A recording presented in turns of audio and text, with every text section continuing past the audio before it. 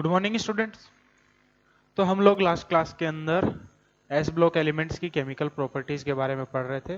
Chemical properties के अंदर हम लोगों ने लास्ट क्लास में कार्बोनेट्स, एल्कली मेटल्स और एल्कलाइन अर्थ मेटल्स के कार्बोनेट्स, नाइट्रेट्स, सल्फेट्स इनकी बात की थी और उनकी रिएक्शंस विद एसिड्स इस चीज को हमने डिस्कस किया था और इनके मरकरी के साथ मिलकर के ये अमलगम का फॉर्मेशन करते हैं।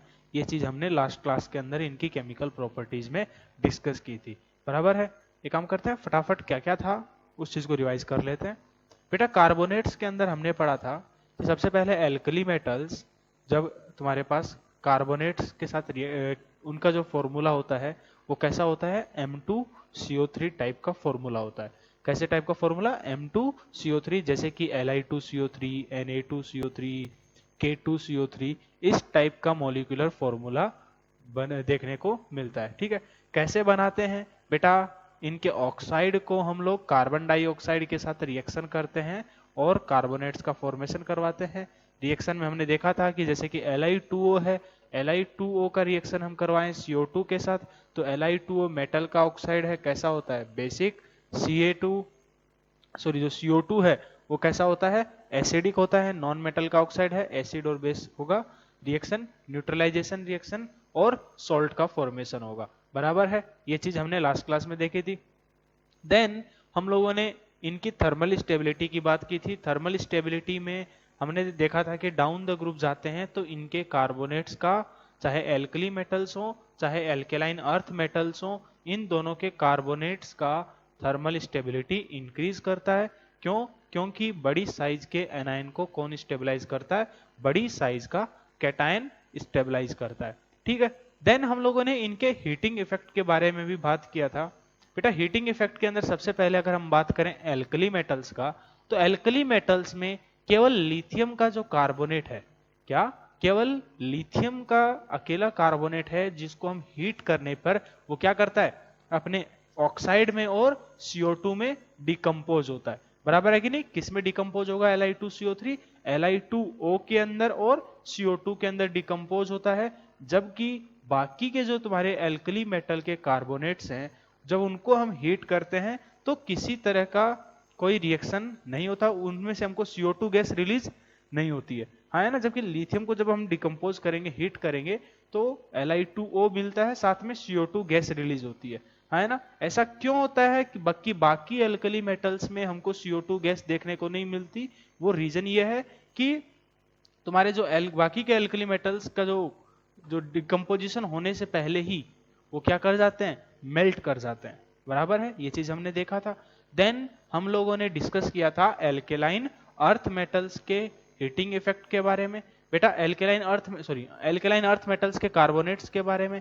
एल्केलाइन अर्थ मेटल्स के जो कार्बोनेट्स होते हैं उनके जो फॉर्मूला होता है वो किस टाइप का होता है, MCO3, जैसे कि बेरिलियम का कार्बोनेट है तो BeCO3, MgCO3, देन तुम्हारा CaCO3, तुम्हारा barium CO3, BaCO3 and SrCO3, इस हिसाब से उनके कार्बोनेट्स का फॉर्मेशन होगा।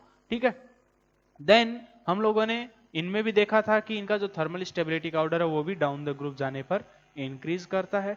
ठीक है, फिर हम लोगों ने देखा था इनके जो कार्बोनेट्स हैं, जब हम इनको हीट करते हैं तो इनमें कोई किसी तरह का एक्सेप्शन नहीं है। यहां पर ये सारे के सारे एल्केलाइन अर्थ मेटल के जो कार्बोनेट्स हैं वो हीट करने पर क्या करते हैं, डिकम्पोज होते हैं MgO में और साथ में CO2 गैस रिलीज करता है। ठीक है, ये था हमारे कार्बोनेट्स के बारे में, इतना चीज ध्यान में होनी चाहिए। फिर इसके अलावा देखा था कि जो जितने भी ये कार्बोनेट्स होते हैं, बाई कार्बोनेट्स होते हैं एल्कली मेटल्स के, एल्केलाइन अर्थ मेटल्स के, ये सारे के सारे कैसे नेचर के होते हैं, बेसिक नेचर के होते हैं। कैसे नेचर के होते हैं, बेसिक इन नेचर। ठीक है, ये चीज हम लोगों ने देखा था। देन हम लोगों ने फिर बात की थी इनकी नाइट्रेट्स के बारे में। बेटा नाइट्रेट्स में इनका जो फॉर्मूला है, सबसे पहले नाइट्रेट्स का जो नाइट्रेट क्या होता है, NO3 minus, nitric acid HNO3 होता है, उसमें से H को हटा दो, NO3 माइनस जो बचता है उसको हम क्या बोलते हैं, नाइट्रेट, हाँ है ना। तो तुम्हारे पास एल्कली मेटल्स के साथ जो इनका जनरल फॉर्मूला होता है वो क्या होता है, MnO3। क्योंकि अल्कली मेटल्स का वैलेंसी भी 1 है और नाइट्रेट NO3 के ऊपर भी चार्ज क्या है, -1, हाँ है ना। तो इनका जो फॉर्मूला बनेगा वो किस हिसाब से बनेगा, MnO3। देन तुम्हारे जो एल्केलाइन अर्थ मेटल्स का जो फॉर्मूला बनेगा नाइट्रेट्स के साथ वो किस हिसाब से बनेगा, MnO3 होल ट्वाइस। ठीक है, फिर इनके थर्मल स्टेबिलिटी की अगर बात करें तो चाहे एल्कली मेटल्स हो चाहे एल्केलाइन अर्थ मेटल्स हो, दोनों के केस में ही डाउन द ग्रुप जाने पर थर्मल स्टेबिलिटी इंक्रीज करता है। क्यों इंक्रीज करता है, क्योंकि बेटा बड़ी साइज का एनायन है, बड़ी साइज का कैटायन स्टेबलाइज करेगा। ये चीज हम लोग ऑलरेडी फेजान्स रूल केमिकल बॉन्डिंग में पढ़ चुके हैं। देन हम लोगों ने फिर इनके स्टेबिलिटी, फर्स्ट जो ग्रुप है और जो सेकेंड ग्रुप है, इनके नाइट्रेट्स में कौन ज्यादा स्टेबल होगा उस चीज की बात भी की थी। तो जो फर्स्ट ग्रुप के जो एलिमेंट्स हैं उनके नाइट्रेट्स सेकेंड ग्रुप के एलिमेंट जो एल्केलाइन अर्थ मेटल्स हैं उनके नाइट्रेट्स के कंपैरेटिवली ज्यादा स्टेबल होते हैं। जैसे कि NaNO3 है और MgNO3 है, तो कौन थर्मली ज्यादा स्टेबल होगा, NaNO3। ठीक है, चलिए ये हमने डिस्कस किया था।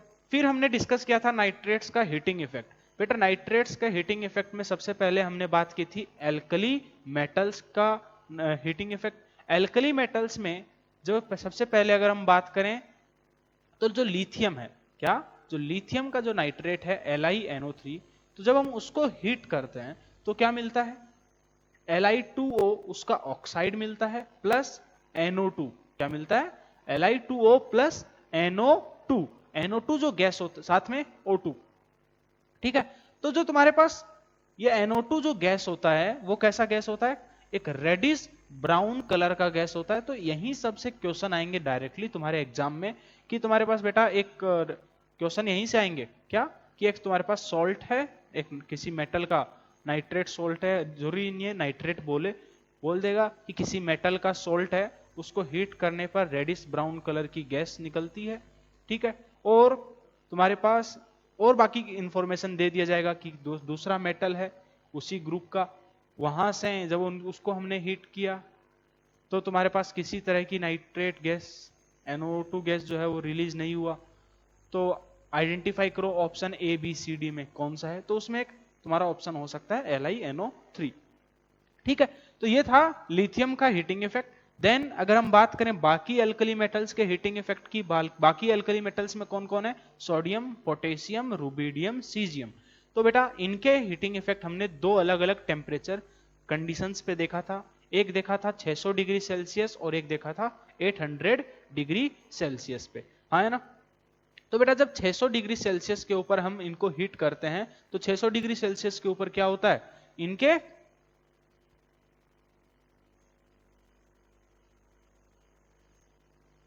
600 डिग्री सेल्सियस पे क्या होता है, इनके नाइट्राइट्स का फॉर्मेशन होता है। क्या होता है, इनके नाइट्राइट्स का फॉर्मेशन होता है।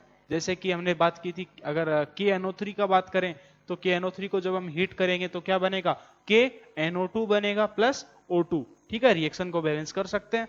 जबकि 800 डिग्री सेल्सियस पे जब हम इसको हीट करते हैं तो क्या बनता है, K2O, तुम्हारे पास उसका ऑक्साइड बनेगा, साथ में N2 gas, nitrogen gas release होता है। ठीक है, नाइट्रोजन गैस। तो यहां यहीं पे देखो तुम्हारे पास आएगा कि किसी एक में KNO3 पे आ जाएगा कि KNO3 की कंडीशंस अब तुमको ध्यान में रखना जरूरी है।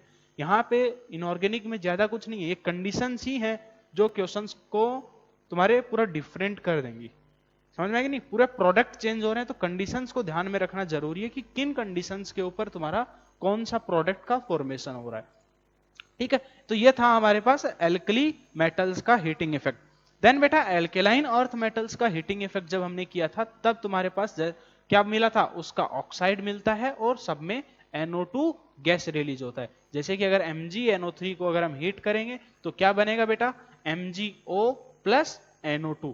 ऐसे बाकी नाइट्रेट्स को भी देख सकते हो। एल्केलाइन अर्थ मेटल्स में कोई एक्सेप्शन नहीं है, वहां पर रेडिश ब्राउन कलर की गैस मतलब NO2 गैस ही रिलीज होती है। ठीक है, साथ में उनका ऑक्साइड।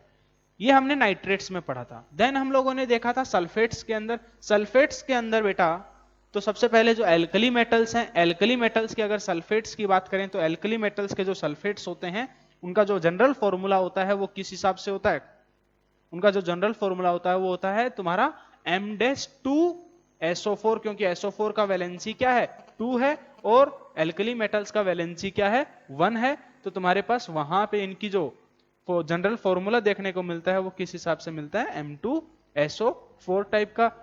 और जबकि तुम्हारे पास एल्केलाइन अर्थ मेटल्स के केस में तुम्हारा जो जनरल फॉर्मूला मिलता है वो कैसा मिलता है MSO4। ठीक है। फिर बेटा इनकी थर्मल स्टेबिलिटी की भी बात हमने की थी। थर्मल स्टेबिलिटी की अगर बात करें तो बेटा जो थर्मल स्टेबिलिटी है तुम्हारे वो डाउन द ग्रुप इनके अंदर भी इंक्रीज करता है, एल्कली मेटल्स हो चाहे एल्केलाइन अर्थ मेटल्स हो। ठीक है। फिर तुम्हारे क्यों रीजन सेम है जैसा कार्बोनेट्स में है और नाइट्रेट्स में है। ठीक है। देन तुम्हारे पास हम लोगों ने डिस्कस किया था इनके हीटिंग इफेक्ट के बारे में। बेटा हीटिंग इफेक्ट में हम लोगों ने देखा था कि जो एल्कली मेटल्स के जो सल्फेट्स होते हैं उसको उसमें जो केवल लिथियम एक ऐसा एकमात्र सल्फेट है जिसको हम जब हीट करते हैं तो क्या मिलता है उसका ऑक्साइड मिलता है Li2O मिलता है प्लस साथ में SO3 गैस रिलीज होता है। कौन सी गैस रिलीज होती है साथ में SO3 गैस रिलीज होता है। जबकि बाकी के एल्कली मेटल के जो सल्फेट्स होते हैं वो हाईली स्टेबल होते हैं, वो तुम्हारे बड़े आसानी से डिकम्पोज नहीं करते। जबकि तुम्हारे पास जो एल्केलाइन अर्थ मेटल्स के अगर हम हीटिंग इफेक्ट की बात करें तो उनके जब तुम्हारे पास सल्फेट्स को हम हीट करते हैं तो क्या मिलते हैं उनके ऑक्साइड प्लस साथ में SO3 गैस रिलीज होता है। जैसे कि मान लो मेरे पास मैग्नीशियम सल्फेट है MgSO4, तो मैग्नीशियम सल्फेट को अगर मैं हीट करता हूं तो क्या मिलेगा magnesium oxide MgO plus SO3। ठीक है। देन इसके बाद हमने कुछ इनके ये भी बताया था कि जो तुम्हारे पास एल्कली मेटल्स हैं वो क्या करते हैं इनके जो सल्फेट्स होते हैं वो एलम्स का फॉर्मेशन करते हैं। किसका फॉर्मेशन करते हैं एलम्स का फॉर्मेशन करते हैं एक्सेप्ट लिथियम, लिथियम को छोड़ करके। ठीक है। जो एलम्स थे उनका मैंने जनरल फॉर्मूला भी लिखवाया था। जनरल फॉर्मूला क्या था M2SO4 dot M-2SO4 whole thrice dot 24H2O। M और M डैश क्या थे, M अगर तुम्हारा मोनोवेलेंट एटम है जो पहले लिखा था वो कैसा था मोनोवेलेंट एटम था। बाद में जो एलिमेंट था वो कैसा एलिमेंट था ट्राई वैलेंट तुम्हारे पास कैटायन था। मोनोवेलेंट कैटायन कौन कौन से हो सकते हैं NH4 पॉजिटिव हो सकता है, Na पॉजिटिव हो सकता है, K पॉजिटिव हो सकता है, Rb प्लस। ठीक है।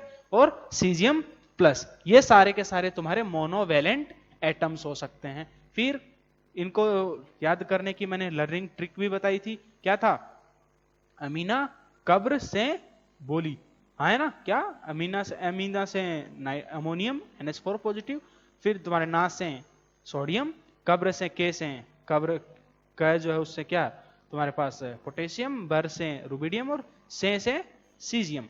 ठीक है। फिर हम लोगों ने देखा था कि एमडेस जो है जो तुम्हारे ट्राईवेलेंट एटम थे वो कौन कौन से थे। अब अगर कब्र से बोल रही है तो क्या बोली थी कि फिलहाल कोई गाकर निकाले, हाँ है ना क्या, या फिर गाकर मनाए। ठीक है। तो तुम्हारे पास जो उसमें कौन कौन से ट्राईवेलेंट एटम कौन कौन से हो सकते हैं आयरन हो सकता है, एल्यूमिनियम हो सकता है Fe+3, एल्यूमिनियम +3, कोबाल्ट +3, देन तुम्हारे पास इस टाइप के गैलियम हो गया +3, क्रोमियम +3, ये सारे के सारे एलिमेंट्स हो सकते हैं तुम्हारे पास ट्राईवेलेंट एटम्स के अंदर। ठीक है। देन हम लोगों ने केमिकल प्रॉपर्टीज के अंदर डिस्कस किया था इनकी रिएक्टिविटी विथ एसिड्स। एसिड्स के साथ रिएक्ट करके तुम्हारे एल्कली मेटल्स क्या करते हैं, तो देखो एल्कली मेटल्स वो क्या होते हैं अच्छे बेस होते हैं, रिड्यूसिंग एजेंट होते हैं। तो तुम्हारे पास जो मेटल्स है metals are basic in nature, है ना। तो तुम्हारे पास वो एसिड के साथ रिएक्शन करके क्या करते हैं अपने सॉल्ट का फॉर्मेशन करते हैं, है ना क्या करते हैं अपने सॉल्ट का फॉर्मेशन करते हैं। फिर हमने लास्ट में डिस्कस किया था कि तुम्हारे पास ये मरकरी के साथ रिएक्शन करके अपने अमलगम का फॉर्मेशन करते हैं, है ना। जैसे कि तुम्हारे पास सोडियम हो गए, ये सब क्या करते हैं मरकरी के साथ मिलकर के अपने अमलगम का फॉर्मेशन करते हैं। ठीक है। अब उसके बाद बेटा हम लोग को नेक्स्ट है अगली हमारे पास जो फिजिकल प्रॉपर्टी है वो अगली जो केमिकल प्रॉपर्टी है वो सबसे ज्यादा इंपॉर्टेंट प्रॉपर्टी है, क्योंकि ये तुम्हारे पास एग्जाम में अक्सर जनरली पूछी जाती है, बहुत बार पूछी गई है। वो क्या है सॉल्युबिलिटी, वो है बेटा solubility in liquid ammonia, in liquid ammonia, ammonia बोले तो NH3, लिक्विड NH3 के अंदर इनकी सोल्युबिलिटी। तो बेटा जो एस ब्लॉक एलिमेंट्स हैं, तो याद करो जो तुम्हारे पास फ्लेम टेस्ट के अंदर भी मैंने बताया था कि तुम्हारे जो एस ब्लॉक एलिमेंट्स हैं उसमें बेरिलियम और जैसे मैग्नीशियम होते हैं, ये दोनों फ्लेम टेस्ट नहीं देते। ऐसे ही यहां पर भी तुम्हारे पास उन्हीं का एक्सेप्शन है, क्या कि जो तुम्हारे पास बेरिलियम और मैग्नीशियम को छोड़ करके बाकी के जितने भी एस ब्लॉक के एलिमेंट्स हैं वो सारे के सारे लिक्विड अमोनिया में डिसॉल्व होकर के ब्लू कलर का सॉल्यूशन प्रोड्यूस करते हैं। कैसे प्रोड्यूस करते हैं, सबसे पहले तो ये पॉइंट लिख लो, all S block elements, all S block elements, all S block elements except beryllium and magnesium, कौन कौन से एलिमेंट्स को छोड़ करके, beryllium and magnesium, on dissolving in liquid NH3 produces blue color solution, produces blue color solution। अब कैसे होता है ब्लू कलर सॉल्यूशन, वो क्यों होता है, देखो ध्यान से। जैसे मान लीजिए मेरे पास एक एलिमेंट है सोडियम, तो इसका जो रिएक्शन होता है वो किस हिसाब से लिखते हैं हम लोग, X प्लस वाई NH3, और ये जो NH3 होता है वो क्या होता है, लिक्विड में, NH3 क्या, लिक्विड। X प्लस वाई क्यों लिखा है मैंने, ध्यान से समझना इसको।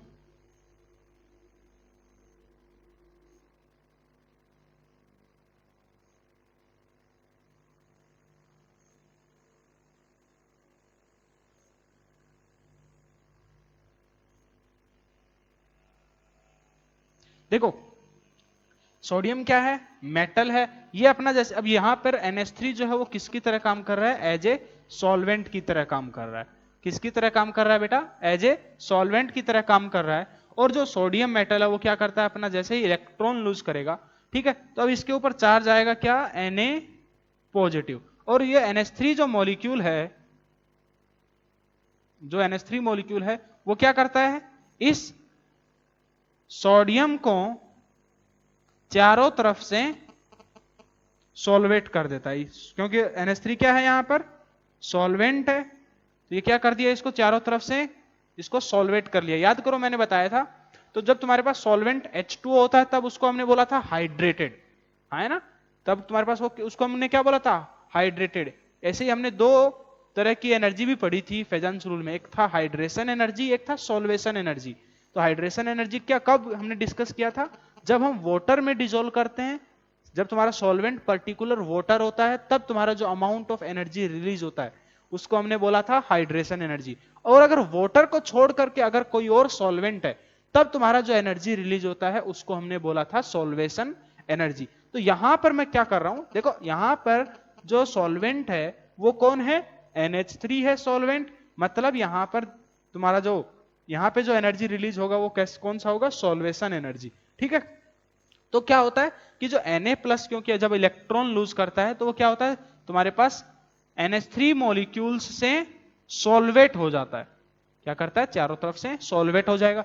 और ऐसे ही जो तुम्हारे पास इलेक्ट्रॉन रिलीज हुआ वो भी क्या करता है, वो भी तुम्हारे पास अब इलेक्ट्रॉन पे क्या है, नेगेटिव, और इस हाइड्रोजन पे क्या है, पॉजिटिव, तो वो भी क्या है, इस तुम्हारे पास NH3 के जो मॉलिक्यूल्स हैं उनसे क्या हो जाता है, चारों तरफ से सॉल्वेट हो जाता है।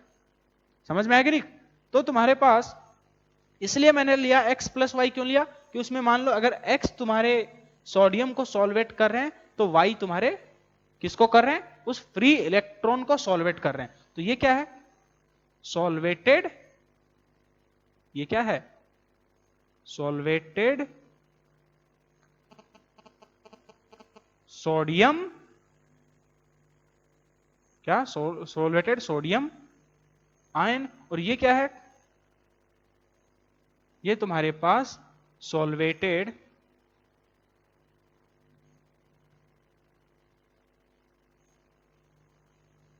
सॉल्वेटेड इलेक्ट्रॉन बोल देते हैं, ठीक है, बराबर है कि नहीं। तो क्या हुआ कि तुम्हारे पास यहां पर जितने भी, अभी तक मैंने क्या बोला कि जितने भी एस ब्लॉक एलिमेंट हैं वो तुम्हारे पास क्या करेंगे, उसमें बेरिलियम और मैग्नीशियम को छोड़ करके बाकी सब के सब क्या करते हैं, NH3 के साथ में लिक्विड NH3, ये भी ध्यान में रखना कैसा NH3, लिक्विड NH3 के अंदर डिसोल्व होकर के क्या करते हैं, तुम्हारे ब्लू कलर का सॉल्यूशन प्रोड्यूस करते हैं, ठीक है।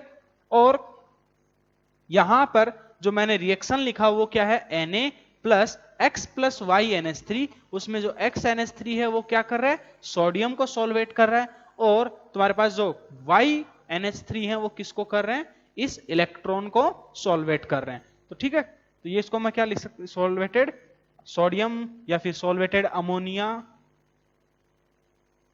अमोनियम भी बोल सकते हैं, अमोनियम कैटायन, या फिर यहां पर इसको मैं और क्या बोल सकता हूं, सॉल्वेटेड, क्योंकि अमोनिया से सॉल्वेट हो रहा है, अमोनियम इलेक्ट्रॉन, सॉल्वेट कौन हुआ, इलेक्ट्रॉन। और ये जो फ्री इलेक्ट्रॉन होता है, इस फ्री इलेक्ट्रॉन की वजह से, ये चारों तरफ अमोनिया से सॉल्वेट होने की वजह से तुम्हारा ब्लू कलर का सॉल्यूशन जनरेट होता है। समझ में आया कि नहीं। तो बेसिकली जो क्वेश्चंस आते हैं वो किस हिसाब से आते हैं, वो क्वेश्चंस आते हैं कि जब लिक्विड अमोनिया, सबसे पहले तो पूछेगा कि लिक्विड अमोनिया के अंदर कौन कौन से सब्सटेंसेस ब्लू कलर का सॉल्यूशन प्रोड्यूस करेंगे, तो वो कौन होगा, बेरिलियम और मैग्नीशियम को छोड़ करके, वो भी किसके अंदर, लिक्विड अमोनिया में, लिक्विड NH3 के अंदर, हम उसी के अंदर बात कर रहे हैं। फिर बेटा हमने देखा कि अब यहां पे जो ब्लू कलर का सॉल्यूशन है, वो ब्लू कलर का सॉल्यूशन किसकी वजह से आया, ये जो तुम्हारे पास सॉल्वेटेड अमोनियम इलेक्ट्रॉन है इसकी वजह से ब्लू कलर का सॉल्यूशन जनरेट हुआ, ठीक है। अब यहां पे देखो, क्योंकि सॉल्यूशन के अंदर अब इलेक्ट्रॉन्स भी प्रेजेंट होंगे, ये फ्री इलेक्ट्रॉन्स की फॉर्म में होंगे, सॉल्वेटेड है तुम्हारे पास, हाँ है ना, तो ये क्या है, इलेक्ट्रॉन्स प्रेजेंट होंगे। इन इलेक्ट्रॉन्स के प्रेजेंट होने की वजह से तुम्हारा जो सॉल्यूशन होगा वो कैसा होगा, पैरामैग्नेटिक, वो सॉल्यूशन होगा वो कैसा होगा, पैरामैग्नेटिक होगा। अब फ्री इलेक्ट्रॉन्स प्रेजेंट है, मतलब कंडक्टिव, तुम्हारे पास इनका जो इलेक्ट्रिकल कंडक्टिविटी है, जो सॉल्यूशन है उसका कंडक्टिविटी क्या होगा, हाई होगा। समझ में आ गया नहीं। तो ये कुछ प्रॉपर्टीज होती हैं जिनके बारे में पूछा जाता है। तो सबसे पहला पॉइंट इसमें लिख सकते हो, the blue coloured solution, the blue coloured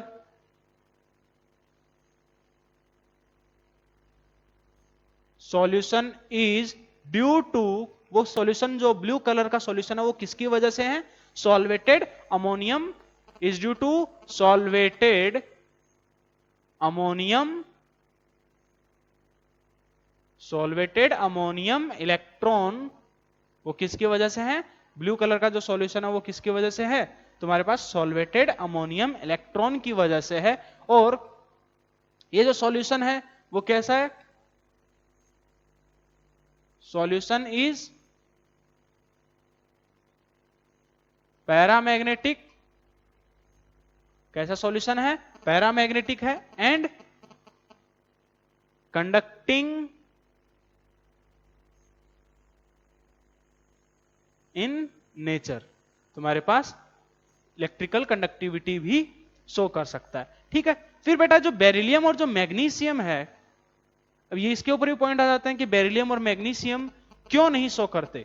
तो तुम्हारे पास बेटा रीजन सिंपल है, क्योंकि देखो यहां पर इलेक्ट्रॉन क्या करते हैं, लूज करते हैं, वही इलेक्ट्रॉन्स सॉल्वेट होते हैं, है ना, बराबर है कि नहीं। तो तुम्हारे पास जो बेरिलियम और जो मैग्नीशियम है उनकी साइज क्या होती है, एक तो छोटी होती है और उनकी आयनाइजेशन क्या होती है, एनर्जी क्या होती है, हाई होती है।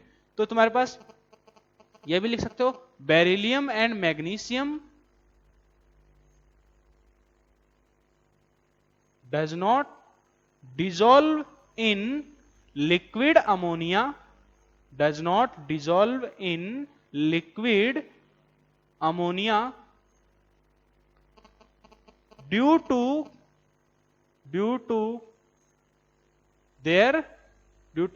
their high ionization energy, due to their high ionization energy, ठीक है। ये तुम्हारे पास एक पॉइंट था। फिर बेटा इसके अंदर और क्या पूछा जाता है, और क्या पूछते हैं, देखो ध्यान से बेटा, ये जो अमोनिया तुम्हारे पास जो सॉल्यूशन है, लिक्विड NH3 के अंदर जो सॉल्यूशन है, अगर हम इस सॉल्यूशन को बहुत देर तक रखते हैं, क्या तुम्हारे पास अगर हम इस लिक्विड अमोनिया के सॉल्यूशन को बहुत देर तक रखें, एक होता है कि सॉल्यूशन हमने प्रिपेयर किया टेस्ट ट्यूब में, जैसे मान लीजिए मैंने प्रिपेयर किया सॉल्यूशन और उस सॉल्यूशन को मान लो मैं बहुत देर तक रखता हूं, लॉन्ग स्टैंड करता हूं, हाँ है ना, तो उससे क्या होगा कि जो तुम्हारे पास जो ब्लू कलर का सॉल्यूशन होता है वो क्या हो जाता है, डिसअपियर होने लगता है। वो जो ब्लू कलर का सॉल्यूशन होता है वो क्या हो जाता है, फेड होने लगता है, डिसअपियर होने लगता है। समझ में आया कि नहीं? वो फेड क्यों होता है? क्योंकि जो तुम्हारे पास अमोनिया है वो मेटल के साथ मिलकर के क्या करता है, अपने अमाइड का फॉर्मेशन करता है। क्या करता है? अपने अमाइड का फॉर्मेशन करता है। तो ये भी लिख सकते हो next point, on standing for longer time,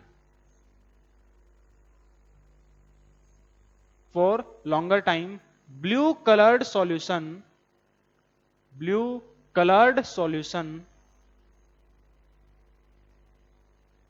fades, वो क्या होता है तुम्हारे पास धीरे धीरे फेड होने लगता है due to the formation of their amides, formation of their amides.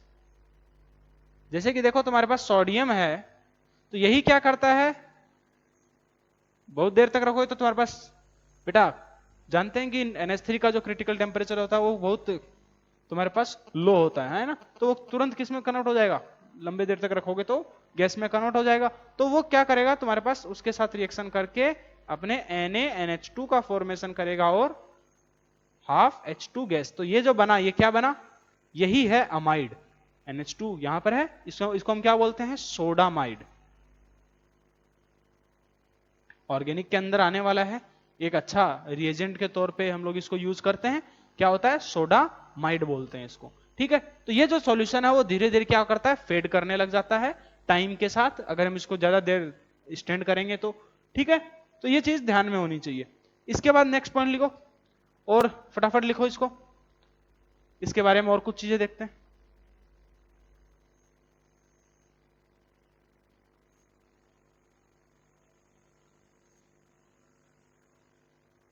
तो ये तो हमने देखा बेटा कि जो ब्लू कलर का सॉल्यूशन है वो क्या करता है, तुम्हारे पास अमाइड का फॉर्मेशन की वजह से धीरे धीरे फेड करने लगता है। और क्या होता है, अब मान लो मैंने इसी सॉल्यूशन के अंदर अगर अब मैं सोडियम का कंसंट्रेशन इंक्रीज कर दूं, क्या करूं, सोडियम का कंसंट्रेशन मैं इंक्रीज करने लगूं, तो जो सोडियम की कंसंट्रेशन जब मैं इंक्रीज करता हूं, तो बेटा जो सोडियम की कंसंट्रेशन इंक्रीज करने की वजह से जो हमारा ब्लू कलर्ड सॉल्यूशन है होता है वो किस में कन्वर्ट हो जाता है, ब्रॉन्ज कलर में। वो किस में कलर हो जाता है, ब्रॉन्ज कलर के सॉल्यूशन में कन्वर्ट हो जाता है। समझ में आया कि नहीं? ये तुम्हारे पास एक पॉइंट है, डायरेक्टली आएगा, डायरेक्टली तुम्हारे पास थ्योरी के अंदर ये सब क्वेश्चंस आएंगे कि तुम्हारे बेटा सोडियम की अगर हम रिएक्शन करवाएं NH3 के साथ, तो ऑन तुम्हारे पास एक्सेस ऑफ सोडियम, एक्सेस मतलब अब तुम्हारे पास सोडियम का हम कंसंट्रेशन इंक्रीज कर रहे हैं। समझ में आएगा नहीं? या फिर तुम्हारे पास डायरेक्टली लैंग्वेज में लिख करके आ जाएगा, on increasing the concentration of sodium in liquid ammonia the solution changes, या फिर द सॉल्यूशन तुम्हारे पास नीचे में आएगा is bronze coloured, blue coloured solution. समझ में आएगा नहीं? तो इस टाइप से डायरेक्टली क्वेश्चंस आएंगे, तो ये भी पॉइंट लिख लो फटाफट। क्या लिखेंगे कि तुम्हारे पास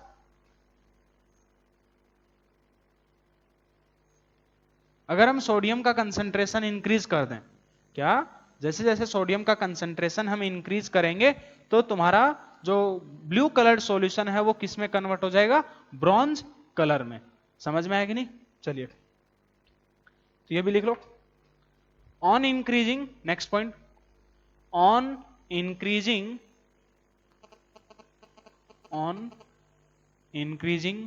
concentration, on increasing concentration of sodium,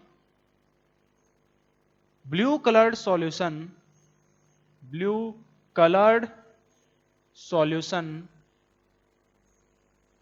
changes to bronze solution, changes to bronze solution अब ऐसा क्यों होता है कि तुम्हारे पास ब्लू कलर का सॉल्यूशन ब्रॉन्ज सॉल्यूशन में कन्वर्ट हो जाता है? बेटा तुम्हारे पास अभी जो हमने रिएक्शन लिखा था उसमें क्या था, फ्री इलेक्ट्रॉन थे, हाँ है ना। वो इलेक्ट्रॉन्स क्या करते हैं, जैसे जैसे कंसंट्रेशन इंक्रीज होगा वो इलेक्ट्रॉन्स अब आपस में क्या कर देते हैं, एक दूसरे के साथ पेयर करना स्टार्ट कर देते हैं और क्लस्टर्स का फॉर्मेशन करते हैं। समझ में आएगी नहीं क्या बोला मैंने, कि जो तुम्हारे पास जैसे जैसे हम सोडियम की कंसंट्रेशन इंक्रीज करेंगे तो जो फ्री इलेक्ट्रॉन्स प्रेजेंट थे, क्या जो फ्री इलेक्ट्रॉन्स प्रेजेंट थे वो क्या करते हैं, आपस में एक दूसरे के साथ मिलकर के क्लस्टर्स का फॉर्मेशन करते हैं। समझ में आएगा नहीं। और जो पहले तुम्हारे पास ब्लू कलर का जो सॉल्यूशन था वो किसकी वजह से था, वो किसकी वजह से था, उन्हीं फ्री इलेक्ट्रॉन्स की वजह से था। तो अब वो तुम्हारे पास कलर नहीं रहेगा, ठीक है। तो ये भी लिख सकते हो, changes to bronze solution and, अब तुम्हारे पास इलेक्ट्रॉन्स क्या कर गए, आपस में एक दूसरे के साथ पेयर कर गए, तो सॉल्यूशन भी कैसा हो जाएगा, डायामैग्नेटिक हो जाएगा, एंड इट बिकम्स डायामैग्नेटिक। ये भी लिख सकते हो, एंड इट बिकम्स डायामैग्नेटिक, ठीक है।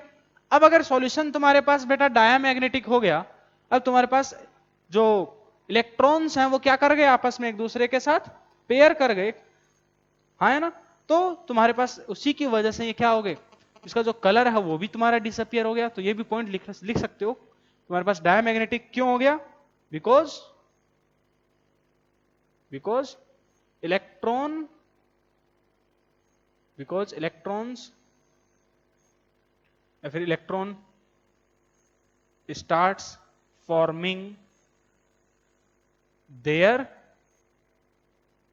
क्लस्टर्स, वो क्या करते हैं, अपने क्लस्टर्स का फॉर्मेशन स्टार्ट कर दिए। इसकी वजह से तुम्हारा जो सॉल्यूशन है और वो क्या करता है, तुम्हारा ब्रॉन्ज कलर का हो जाता है। और अब जो ये ब्रॉन्ज सॉल्यूशन है, क्या बोला, अब ये जो ब्रॉन्ज सॉल्यूशन होता है, इस ब्रॉन्ज सॉल्यूशन के और क्या प्रॉपर्टी ध्यान में रखना है बेटा, ये जो ब्रॉन्ज सॉल्यूशन होता है, इस ब्रॉन्ज सॉल्यूशन का जो डेंसिटी होता है, क्या जो ब्रॉन्ज सॉल्यूशन है, इस ब्रॉन्ज सॉल्यूशन का जो डेंसिटी होता है वो लिक्विड अमोनिया से कम होता है, क्या। तो ये भी लिख सकते हो, ब्रॉन्ज सॉल्यूशन हैज डेंसिटी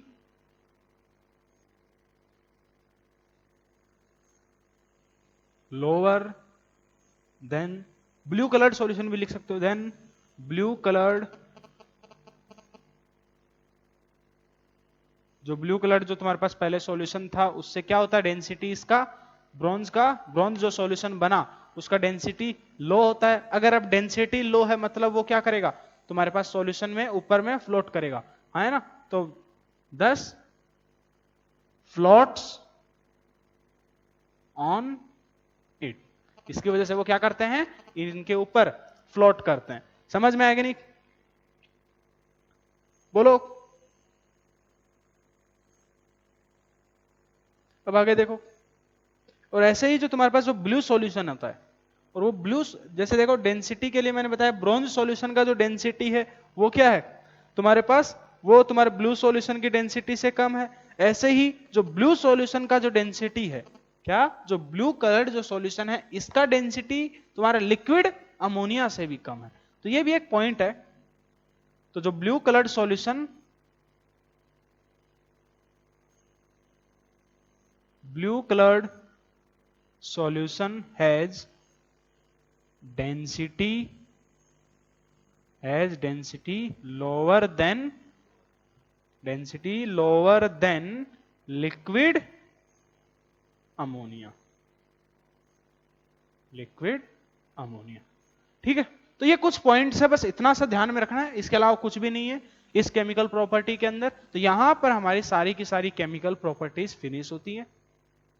तो लिक्विड अमोनिया के साथ हम लोग जब रिएक्शन करेंगे तो बेटा ये ध्यान में रखना, बहुत बार पूछा गया है ये एग्जाम के अंदर, इसलिए मैंने बोला कि बहुत ही ज्यादा इंपॉर्टेंट है तुम्हारे पास। ये क्या होता है इसके अंदर, फिर से बोल रहा हूं कि एक्सेप्ट बेरिलियम और मैग्नीशियम के बाकी के जितने भी एस ब्लॉक एलिमेंट्स हैं वो क्या करते हैं, ब्लू कलर्ड का सॉल्यूशन प्रोड्यूस करते हैं, हाँ है ना। और जो ब्लू कलर्ड का सॉल्यूशन प्रोड्यूस होता है वो किसकी वजह से होता है, due to solvated ammonium electron, है ना। यहां पर जो लिक्विड NH3 है वो किसकी तरह काम कर रहा है, एज ए सॉल्वेंट के तौर पे काम कर रहा है। ठीक है, अब जो फ्री इलेक्ट्रॉन्स हैं इनकी वजह से हमको ब्लू कलर्ड सॉल्यूशन देखने को मिलता है, देखो लिखा हुआ है अभी भी, और उसकी वजह से तुम्हारे पास जो सॉल्यूशन होता है वो कैसा होता है, पैरामैग्नेटिक होता है और कंडक्टिंग होता है। ठीक है, फिर उसके बाद हमने देखा कि बेरिलियम और मैग्नीशियम तो तुम्हारे पास अपनी हाई आयनाइजेशन एनर्जी एंड, ये भी लिख सकते हो, एंड स्मॉल साइज, और स्मॉलर एंड स्मॉल साइज की वजह से वो क्या नहीं करते, तुम्हारे लिक्विड अमोनिया में डिसॉल्व नहीं होते हैं। ठीक है, फिर बेटा यही जो तुम्हारे पास ब्लू कलर्ड सॉल्यूशन होता है, अगर इस सॉल्यूशन को हम लोग लंबे टाइम तक अगर स्टैंड करते हैं तो जो ब्लू कलर है वो तुम्हारा फेड होने लगता है। क्यों होता है, due to the formation of their amides. क्यों, due to the formation of their amides. ठीक है, अपने अमाइड का फॉर्मेशन करते हैं। इसके बाद हमने देखा तुम्हारे पास, अब अगर उसी लिक्विड अमोनिया के सॉल्यूशन में मान लो हम अगर अब सोडियम का कंसंट्रेशन इंक्रीज करने लगे, क्या, जो सोडियम है उसका कंसंट्रेशन इंक्रीज करने लगे, तो जो ब्लू कलर्ड सॉल्यूशन उससे क्या होता है कि जो तुम्हारे पास फ्री इलेक्ट्रॉन्स जो थे वो आपस में एक दूसरे के साथ मिलकर के क्या करते हैं, क्लस्टर्स का फॉर्मेशन करते हैं। क्या करते हैं, क्लस्टर्स का फॉर्मेशन करते हैं, और उससे जो हमको सॉल्यूशन मिलता है वो कैसा सॉल्यूशन मिलता है, ब्रॉन्ज सॉल्यूशन मिलता है। ठीक है, और ये जो ब्रॉन्ज सॉल्यूशन होता है इसका जो डेंसिटी होता है वो क्या होता है, ब्लू कलर्ड जो सॉल्यूशन होता है उससे कम होता है। इसी की वजह से जो ब्रॉन्ज सॉल्यूशन है वो क्या करता है, ब्लू कलर्ड सॉल्यूशन के ऊपर फ्लोट करता है। समझ में आ गई, और हमको ब्रॉन्ज सॉल्यूशन कलर नजर आता है। ठीक है, और ऐसे ही ब्लू कलर जो सॉल्यूशन होता है उसका जो डेंसिटी है वो किससे कम होता है, लिक्विड अमोनिया से कम होता है। समझ में आ गया नहीं, तो तुम्हारे पास वो भी क्या करता है, ऊपर में फ्लोट करता है और हमको ब्लू कलर देखने को मिलता है। ठीक है, तो ये था लिक्विड अमोनिया के बारे में। तो यहां पर हमारे पास सारी की सारी केमिकल प्रॉपर्टीज खत्म होती हैं। अब हम लोग जाएंगे इंडिविजुअल मेटल्स के कंपाउंड्स में। ठीक है, तो देखो सबसे पहले इंडिविजुअल मेटल के कंपाउंड्स के अंदर हम बात करेंगे सोडियम के कंपाउंड्स की। इंडिविजुअल मेटल्स में हम लोग सबसे पहले बात करेंगे सोडियम के कंपाउंड्स की। तो बेटा सबसे पहले जो तुम्हारे पास एलिमेंट है सोडियम, उसको हम एक्सट्रैक्ट कैसे करते हैं, तो ये हमने मेटलर्जी के अंदर देखा था। मेटलर्जी हालांकि हम ऑलरेडी पढ़ चुके हैं और सोडियम का एक्सट्रैक्शन हमने किया था। तो याद करो वहां पे हमने मोल्टन NaCl का जब इलेक्ट्रोलिसिस करते हैं, क्या करते हैं, जब मोल्टन NaCl का हम इलेक्ट्रोलिसिस करते हैं तुम्हारे पास, तब मतलब NaCl का, तो जो कैथोड होता है वहां पर कौन जाकर के डिपॉजिट होता है, सोडियम मेटल जाकर के डिपॉजिट होता है, रिड्यूस होता है, और जो Cl2 गैस होता है वो क्लोरीन तुम्हारा एनोड पर जाकर के लिबरेट होता है। ठीक है, याद करो मेटलर्जी के अंदर हम ऑलरेडी पढ़ चुके हैं, तो उसको अभी यहां पर पढ़ने का मतलब नहीं है, अभी बस मैं रिकॉल करवा रहा हूं। ठीक है, तो बेटा वो जो प्रोसेस था उसके अंदर हम लोग उसके साथ मोल्टन NaCl के साथ कुछ अलग सब्सटेंसेस भी हम लोग यूज करते थे। CaCl2 हो गया, है ना, MgCl2 हो गया, जिनको मतलब वो भी मोल्टन फॉर्म में, उनका काम क्या होता था, उनका काम होता था इग्निशन जो टेम्परेचर था उसको लोअर करना, फ्यूजन टेम्परेचर को लोअर करना, ये उनका काम था। ठीक है, तो याद कर, उसी प्रोसेस को हम बोलते हैं डाउन्स प्रोसेस। उसी प्रोसेस को हम क्या बोलते हैं, डाउन्स प्रोसेस। ये हम एक्सट्रैक्शन ऑफ सोडियम मेटलर्जी के अंदर पढ़ चुके हैं। हम लोग अब स्टार्ट करेंगे सीधे कंपाउंड्स ऑफ सोडियम से। किससे, कंपाउंड्स ऑफ सोडियम। बेटा सोडियम के अंदर जो सबसे पहले हमारे पास कंपाउंड है, सबसे ज्यादा महत्वपूर्ण कंपाउंड है, वो है हमारे पास NaOH। क्या, सोडियम हाइड्रोक्साइड, क्या, सोडियम हाइड्रोक्साइड, जिसका फॉर्मूला क्या होता है, NaOH। फॉर्मूला क्या होता है, NaOH। और इसको हम एक और नाम से भी जानते हैं, उसका नाम वो क्या है, कॉस्टिक सोडा। वो क्या है, कॉस्टिक सोडा। ठीक है, अब बेटा जो NaOH है, ठीक है, अब अगर हम बात करें, सबसे पहले तो तुमको नाम पता होना चाहिए कि कॉस्टिक सोडा किसको बोलते हैं, NaOH को कॉस्टिक सोडा बोला जाता है। ठीक है, अब NaOH की अगर हम बात कर रहे हैं सोडियम हाइड्रोक्साइड की, तो इसको हम प्रिपेयर कैसे करते हैं कंपाउंड्स के अंदर। अभी हम जब एक एक मेटल के ये कंपाउंड्स पढ़ेंगे तो तुम्हारे पास कोई भी कंपाउंड की हम बात करेंगे तो उसको हम प्रिपेयर कैसे करते हैं, सबसे पहले उसके ऊपर आएगा। कंसेप्ट जो है सबसे पहले वो क्या है कि उनको हम मेटल के जो कंपाउंड्स हैं उनको हम प्रिपेयर कैसे करते हैं, उनकी रिएक्शंस क्या क्या होती हैं, कैसे वो रिएक्ट करते हैं, ये सारी की सारी चीजें अब इसमें हम पढ़ने वाले हैं।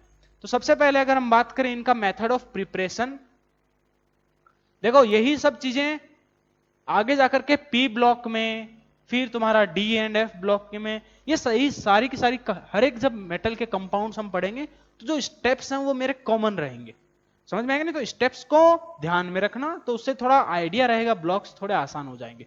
इसीलिए मैं एस ब्लॉक थोड़ा इतना पूरा डिटेल में जा रहे हैं, पी ब्लॉक डी ब्लॉक में हमको इतना ज्यादा जाने की जरूरत नहीं पड़ेगी, कि बार बार इतना करने की जरूरत नहीं पड़ेगी, क्योंकि एक अगर हम अच्छे से पढ़ लेंगे तो बाकी का हमको जनरल मेथड पता चल जाएगा क्या है। तो सबसे पहले अगर हम बात करें इनका मेथड ऑफ प्रिपरेशन, तो बेटा जो NaOH होता है उसको हम कैसे प्रिपेयर करते हैं, it is prepared by electrolysis of aqueous NaCl solution. Aqueous NaCl solution का हम इलेक्ट्रोलिसिस करके क्या करते हैं, NaOH को ऑब्टेन करते हैं। बेटा इसी एक्वस NaCl सॉल्यूशन को याद करो, मैंने पहले बताया है क्या बोलते हैं एक और नाम से, ब्राइन सॉल्यूशन। इसको हम और किस नाम से जानते हैं, ब्राइन सॉल्यूशन। तो जो तुम्हारे पास सबसे पहले जो प्रिपरेशन का मेथड है वो क्या है, किससे प्रिपेयर करते हैं, एक्वस NaCl सॉल्यूशन को हम लोग इलेक्ट्रोलिसिस करवा करके NaOH को ऑब्टेन करते हैं।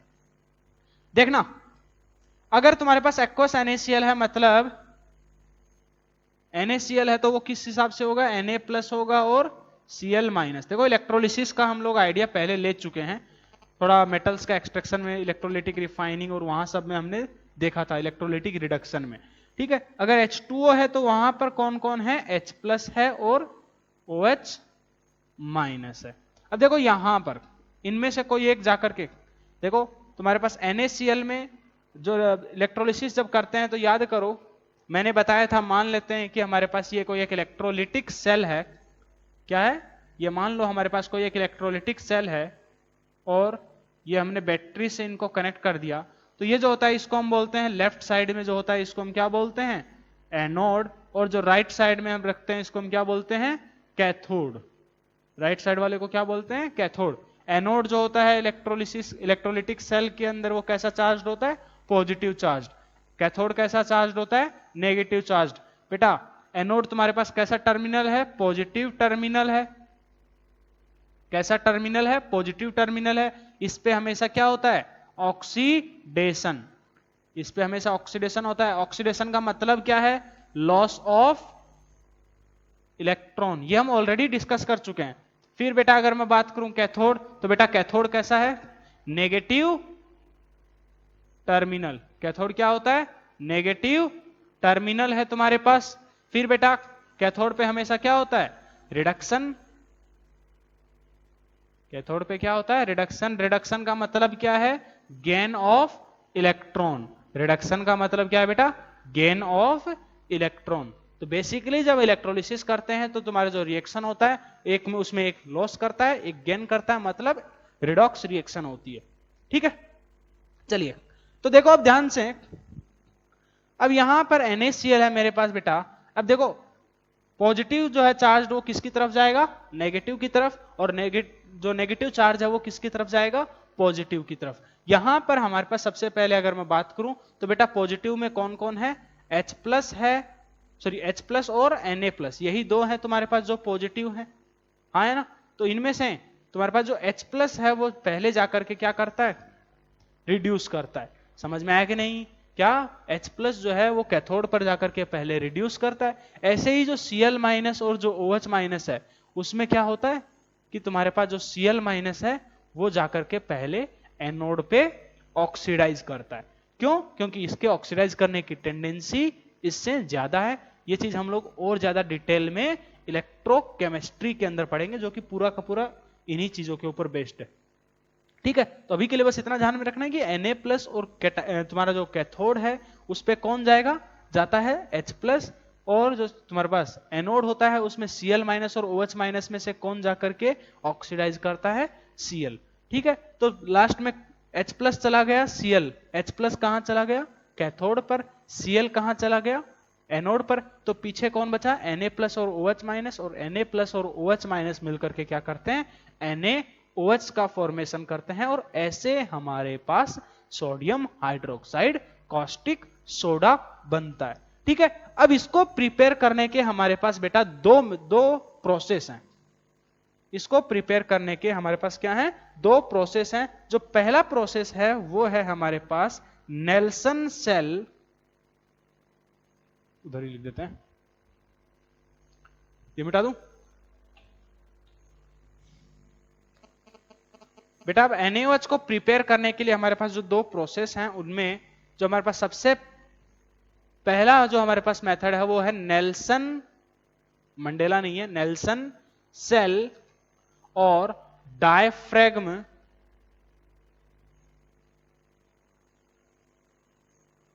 सेल। ये एक ही चीज के नाम है। तो देखना, अभी जैसे मैंने एनोड और कैथोड के बारे में बताया, नेल्सन सेल कैसा होता है, डायफ्रैगम सेल कैसा, ये दोनों एक ही चीज के नाम है। और कैसा होता है वो चीज हमको नहीं देखना है, डायग्राम्स हमको नहीं देखना, हमको बस ध्यान में रखना क्या है उस चीज को देखेंगे।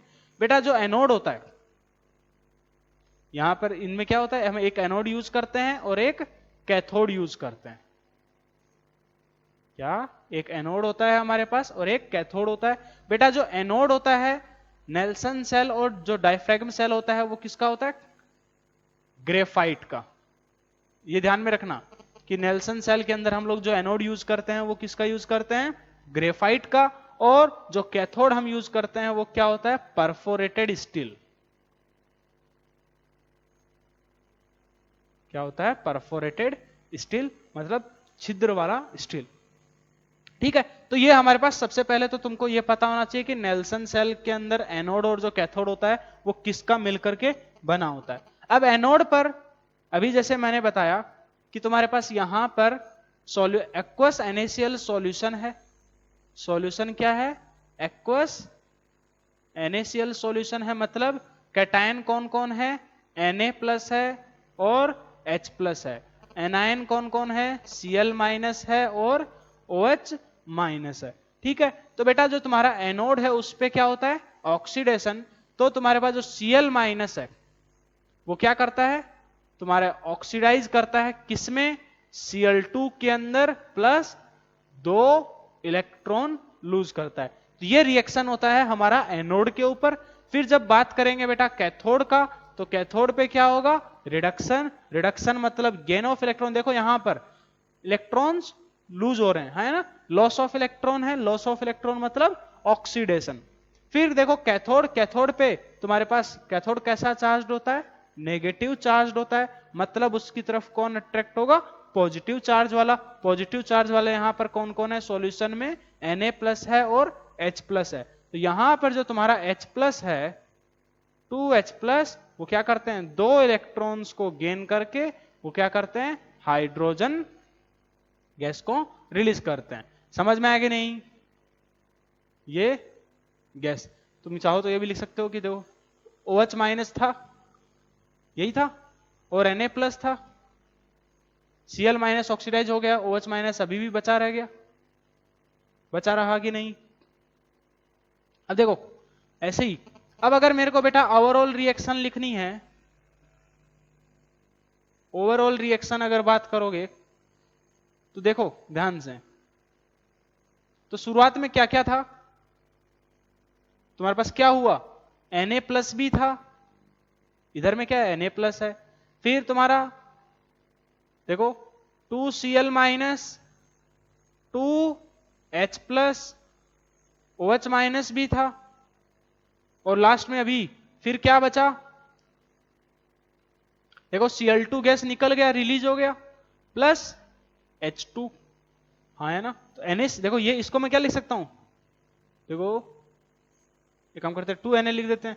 तुम्हारे पास 2NaCl प्लस, इसको भी 2 लगा दूं तो 2H2O। इसको मैं कंबाइन करके NaCl को ही तो मैंने Na प्लस और Cl माइनस में लिखा है, तो क्या हो गया तुम्हारे पास, इसको मैंने लिख दिया NaCl, H प्लस और OH माइनस को मैंने करके क्या कर दिया, कंबाइन करके क्या कर दिया H2O, तो 2NaCl प्लस 2H2O मैंने क्या कर दिया, Cl2 गैस रिलीज हुआ प्लस हाइड्रोजन गैस रिलीज हुआ, पीछे कौन बचा, OH माइनस बचेगा और Na प्लस बचेगा, वो मिलकर के क्या बना लेंगे NaOH। तो ऐसे हमारे पास इस सेल से, इस प्रोसेस से हमारा NaOH का प्रोडक्शन हुआ, तो हमारा जो NaOH होता है वो क्या होता है, यहां पर हमारा मेन प्रोडक्ट होता है। NaOH क्या होता है हमारा यहाँ पर मेन प्रोडक्ट होता है। और अगर ध्यान से देखोगे तो बेटा Cl2 और जो H2 है वो क्या है, एज ए बाई प्रोडक्ट है। क्या है, एज ए बाई प्रोडक्ट है। समझ में आया कि नहीं, तो तुम्हारे पास ध्यान में रखना। अब इसके अलावा और क्या क्वेश्चन इसमें इंपॉर्टेंट है, देखो ध्यान से। शुरुआत के अंदर क्या था, एक्वस NaCl। NaCl क्या है, एक सोल्ट है, और कैसा सोल्ट है, न्यूट्रल सोल्ट है। NaCl कैसा सोल्ट है बेटा, न्यूट्रल सोल्ट है। मतलब जो तुम्हारे पास अगर हम बात करें इलेक्ट्रोलिसिस से पहले जो तुम्हारा एक्वस NaCl सॉल्यूशन है वो कैसा सॉल्यूशन है, एक न्यूट्रल सॉल्यूशन है। कैसा सॉल्यूशन है, एक न्यूट्रल सॉल्यूशन है। लेकिन जब हमने इलेक्ट्रोलिसिस करवाया, इलेक्ट्रोलिसिस करवाने के बाद तुम्हारा जो प्रोडक्ट बचा वो क्या बचा, लास्ट में सॉल्यूशन के अंदर NaOH। लास्ट में जो सॉल्यूशन में बचा है वो कौन है, NaOH। मतलब अब जानते हैं कि NaOH है, एक तुम्हारे पास स्ट्रॉन्ग बेस है, Cl2 और H2 तो रिलीज हो गए, हाँ है ना। तो तुम्हारे पास जो फाइनली सॉल्यूशन आया, क्या जो फाइनली सॉल्यूशन आया वो कैसा सॉल्यूशन है, एक बेसिक सॉल्यूशन है। तो इसके ऊपर भी क्वेश्चंस आएंगे कि बेटा तुम्हारे पास एक्वस NaCl सॉल्यूशन का अगर हम इलेक्ट्रोलिसिस करवाएंगे उसके बाद का जो सॉल्यूशन है वो कैसा सॉल्यूशन है, एक एसिडिक सॉल्यूशन है, बेसिक सॉल्यूशन है, या फिर न्यूट्रल सॉल्यूशन है। इन सब चीजों के बारे में पूछी जाएगी। समझ में आएगा नहीं। फिर बेटा देखो ध्यान से, तुमको पूछ लिया जाता है और क्या चीज पूछता है कि जो तुम्हारे पास एक्वस NaCl का जब हम इलेक्ट्रोलिसिस करवाएंगे तो तुम्हारा मेन प्रोडक्ट क्या होगा, NaOH। बाई प्रोडक्ट क्या होंगे, Cl2 और हाइड्रोजन। बाई प्रोडक्ट कौन होंगे, Cl2 और हाइड्रोजन। ठीक है, अब बेटा ध्यान से देखना, यहां से मिटा दे रहा हूं।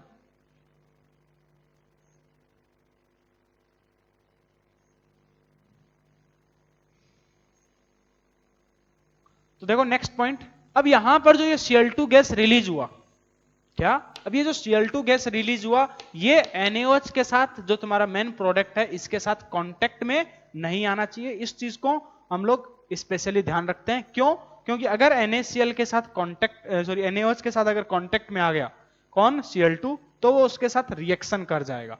समझ में आएगा नहीं, NaOH के साथ रिएक्शन करके वो क्या करता है, क्लोरीन डिसप्रोपोर्शनेशन रिएक्शन शो करता है। तो जिसकी वजह से अब हमको मेन हमारा जो फोकस था वो किस चीज के ऊपर था, NaOH को प्रिपेयर करने के ऊपर हमारा मेन फोकस था।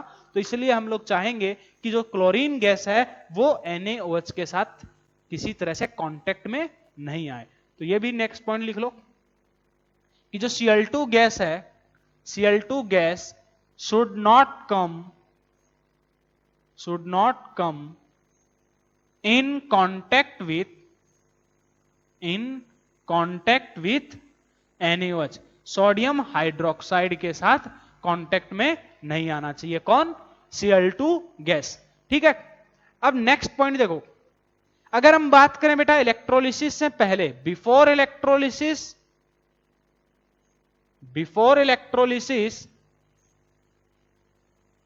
And after electrolysis. इलेक्ट्रोलिसिस से पहले तुम्हारे पास जो सॉल्यूशन था वो कैसा सॉल्यूशन था, एक्वस NaCl सॉल्यूशन था, न्यूट्रल सॉल्यूशन था। मतलब उसका जो पीएच होता है, आई थिंक पहले थोड़ा बहुत तो पीएच का आइडिया होगा, अभी हमने आयनिक इक्विलिब्रियम पढ़ा नहीं है, लेकिन पीएच का थोड़ा बहुत आइडिया होगा कि अगर तुम्हारा पीएच 7 से कम है तुम्हारा नॉर्मल कंडीशंस पे तो वो सॉल्यूशन होता है एसिडिक।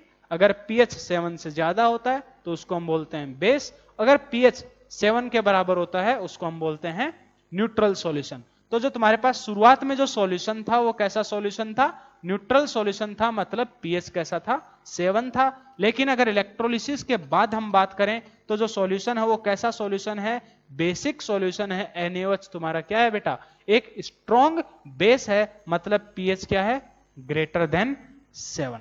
ठीक है, तो ये सब सारी चीजें, इन्हीं में से कोई एक पॉइंट उठा करके पूछ लेगा।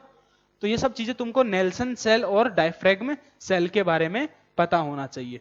ठीक है, अब अगला जो हमारे पास इसके अंदर जो सेल है, जो हम सेकंड मेथड यूज करते हैं इसको प्रिपेयर करने के लिए NaOH को, वो है बेटा तुम्हारा कास्टनर केल्नर सेल। क्या, कास्टनर केल्नर सेल।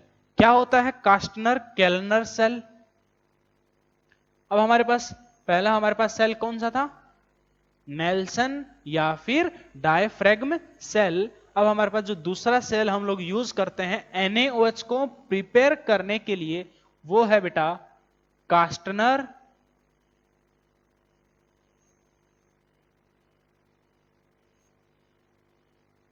केल्नर सेल।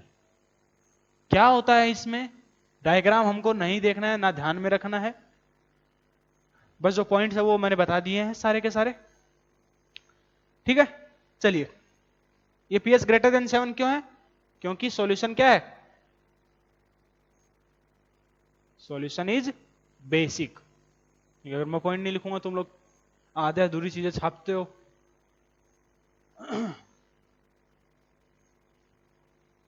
अब देखिए क्या होता है कास्टनर केल्नर सेल के अंदर।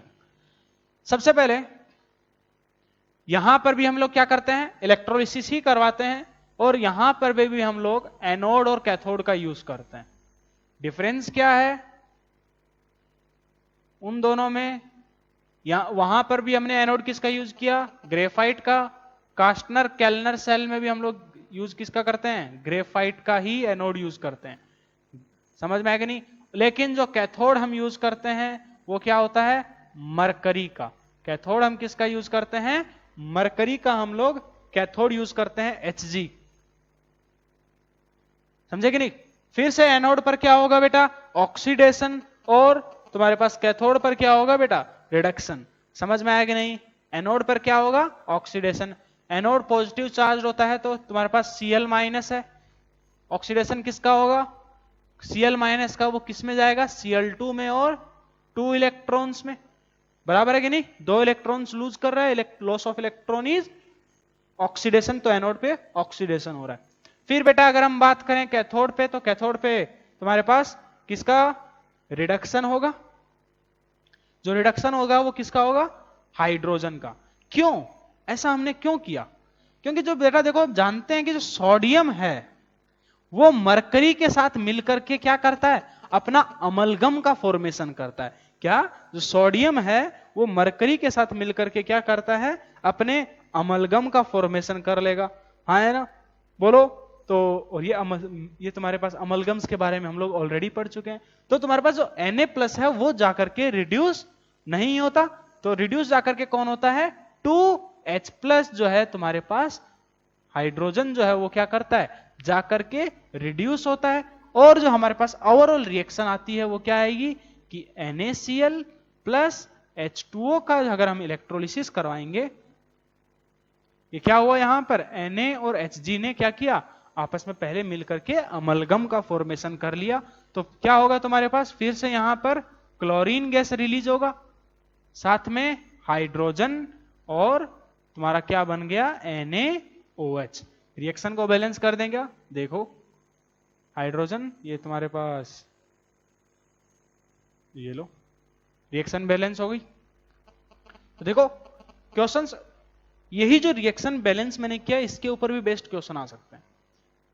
पूछ लेगा कि इतने ग्राम NaCl का मोलर मास हम जानते हैं कितना होता है, 58.5। तो बोल देगा कि अगर हम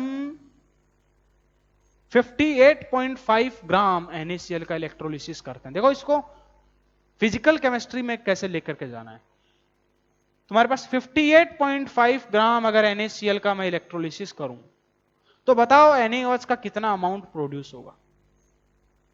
समझ में आएगा नहीं? तो तब सबसे पहले तो तुमको यह पता होना चाहिए कि इलेक्ट्रोलिसिस करते हैं NaCl, एक्वस NaCl का, तो क्लोरीन हाइड्रोजन और NaOH बनता है। ये प्रोडक्ट पता होना चाहिए। समझ में आया कि नहीं? क्या सबसे पहले तो तुमको ये प्रोडक्ट बनते हैं ये पता होना चाहिए। अब इसके 2 मोल से देखो, इसके 2 मोल का फॉर्मेशन होता है। कितना? 2 मोल NaCl से 2 मोल NaOH का फॉर्मेशन होता है। अगर मैं यहां पे इसका 1 मोल लूंगा तो इसके 1 मोल से NaOH के 1 मोल का फॉर्मेशन होगा। अगर 1 मोल लिया मतलब इसका 1 मोल 58.5 ग्राम लिया मैंने, मतलब 58.5 ग्राम से इसका 1 मोल बनेगा। 1 मोल मतलब इसका कितना मास? 40 ग्राम। मोलर मास इसका 40 होता है, तो इसका जो मास कितना बनेगा? 40 ग्राम। समझ में आया कि नहीं? तो इस टाइप के क्वेश्चंस को मैं घुमा करके फिजिकल के अंदर भी लेकर के जा सकता हूं, इसी को लैंग्वेज की फॉर्म में दे देगा। समझे कि नहीं? चलिए, तो ये हमारे पास NaOH को प्रिपरेशन करने के 2 बेसिक मेथड्स थे। इन दोनों मेथड्स को बेटा तुमको डायरेक्टली ध्यान में रखना है, ठीक है। अब अगला हमारे पास है बेटा प्रॉपर्टीज ऑफ NaOH। NaOH की प्रॉपर्टीज, इसके बारे में हम लोग अगली क्लास में डिटेल में पढ़ेंगे। काफी ज्यादा इंपॉर्टेंट है, क्योंकि NaOH की जो प्रॉपर्टीज हैं वो काफी सारी मैं यहीं पे कवर करूंगा, क्योंकि NaOH है तुम्हारे पास, ये फिर से P ब्लॉक के अंदर भी आएगा। और जब P ब्लॉक में आएगा तो उस वक्त मैं बार बार वही बोलूंगा कि देखो बेटा S ब्लॉक में मैंने पढ़ाया था, ठीक है। उस वक्त मैं केवल रिएक्शन लिखूंगा, यहां पर मैं एक ब्लॉक S ब्लॉक को हम लोग फुल डिटेल में पढ़ेंगे। बाकी में क्या होगा, अपने आप तुमको आइडिया लग जाएगा कि कैसे पढ़ना है, क्या करना है, ठीक है। चलिए, तो अगली क्लास में हम लोग प्रॉपर्टीज ऑफ NaOH स्टार्ट करेंगे। तब तक के लिए इसको पूरा का पूरा पढ़ लो, याद कर लो।